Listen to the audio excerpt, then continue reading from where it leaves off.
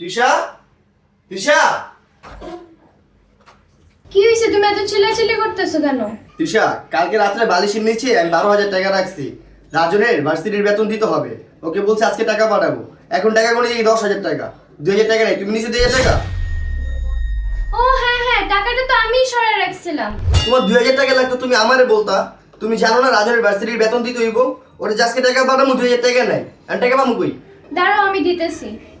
এলে তোমার টাকা লাগবে, তুমি টাকা নিবা, আমার একবার কইবা না? এই নাও। তুমি পুরো আমার প্রেশার উড়াই দিছো। আর রাগারাগি করা লাগবে না, এখন যে টাকা পাঠাও, যাও। এমন কাজ আর কখনো করবা না। আচ্ছা, আর করবো না, যাও।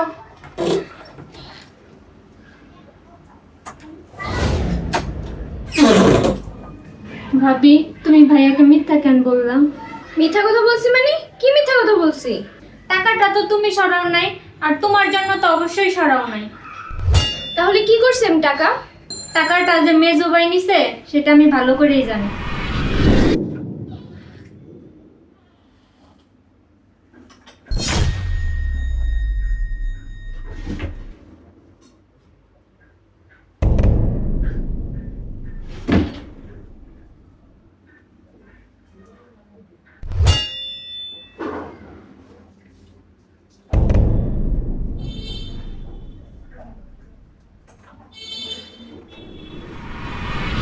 এই চুপ, এই কথা জানি কেউ না জানে, আর তোর বড় ভাই জানে একদমই না জানে। তুমি এগুলা করতে করতে মেজো ভাইকে আশকারা দিচ্ছ।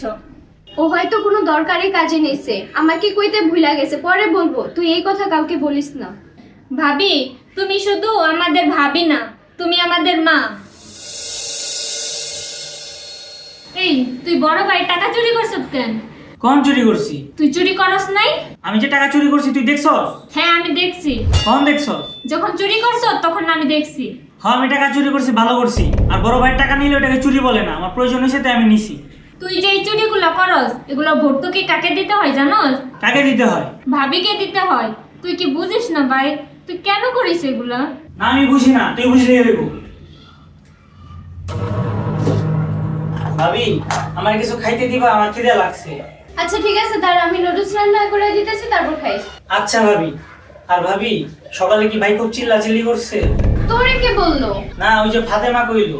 আরে তোর ভাই তো এমনি শুধু শুধু চিল্লাচিল্লি করে, ওগুলো তুই মাথায় নিস না। কাম কাজ নেই, শুধু শুধুই চিল্লায়। আসলে ভাবি, আমার না টাকাটা খুব দরকার ছিল, এই জন্য নিছি। আচ্ছা, টাকাটা তোর দরকার ছিল, আমাকে বললেই হতো, না বলানোর কি দরকার ছিল? তুমি আর কত দিবা? যতদিনে তুই ইনকাম না করিস, আর যখন ইনকাম করবি তখন আমাকে সুদে আসলে বুঝাই দিতে হবে। আচ্ছা ঠিক আছে ভাবি, তুমি না দেখতে নায়িকা শাবানা। হইছে, আর শয়তানি করতে হবে না, এখন যা, আমি তোর খাবার দিতেছি। আচ্ছা ঠিক আছে ভাবি। মাজিদ ভাই কেমন আছেন? হ্যাঁ ভাই, ভালো আছি। তুমি কেমন আছো ভাই? এই তো ভাই ভালো আছি। আপনি নাকি আজকে ঢাকায় যাবেন? হ্যাঁ ভাই, আজকে বিকালে ঢাকায় যাবো।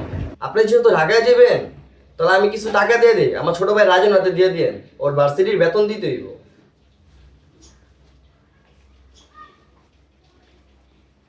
এই নেন ভাই। আচ্ছা ঠিক আছে ভাই।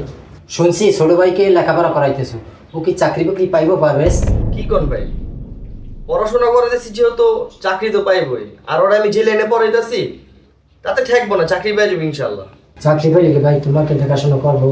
আরে পড়াশোনা করে দিচ্ছি যেন ও নিজের পায়ে দাঁড়াইতে পারে।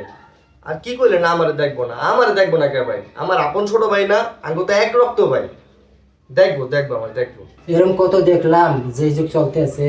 ধরো ভাই, কি করেন আপনি? দেখেন আমার ছোট ভাই, আপনি দিয়ে দেন তো, আমি যাই। আচ্ছা ঠিক আছে ভাই।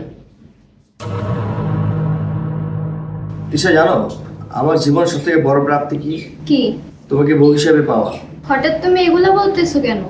এই যে আমার মা বাবা নেই, কিন্তু আমার ছোট ভাই বোনটাকে তুমি কখনো মার অভাব বুঝতে দাও না। এটা ওদেরকে এত সুন্দর করে মানুষের মতো মানুষ করছো, আমি তোমার উপর অনেক খুশি।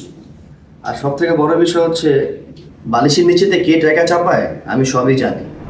আমি যে টাকা চুরি করছি তুই দেখছস? হ্যাঁ, আমি দেখছি। কোন দেখছস? যখন চুরি করছো তখন আমি দেখছি। হ্যাঁ, আমি টাকা চুরি করছি, ভালো করছি। আর বড় ভাই টাকা নিলে ওটাকে চুরি বলে না, আমার প্রয়োজন হয়েছে তাই আমি নিছি। তুই যে এই চুরিগুলো করস, এগুলো ভর্তুকি কাকে দিতে হয় জানোস? এই সব দোষগুলো তুমি তোমার ঘাড়ে নিয়ে দাও। আমার ছোট ভাই বোনদেরকে কখনো মার অভাবটা তুমি বুঝতে দাও নাই। সত্যি তোমাকে বিয়ে করে আমি অনেক হ্যাপি। আরে তুমি এগুলা কি বলতেছো? আমাদের তো কোনো সন্তান নেই, ওরাই তো আমাদের সন্তান। আর তুমি এসব ছোটখাটো জিনিস মাথায় নিবা না, এসব আমি হ্যান্ডেল করব। আর দেখবা ওরা যখন চাকরি করবে সংসারে কোনো কষ্ট আমাদের করতে হবে না, সব দায়িত্ব ওরা নেবে। তুমি এগুলা নিয়ে একদমই টেনশন করো না। আচ্ছা ঠিক আছে,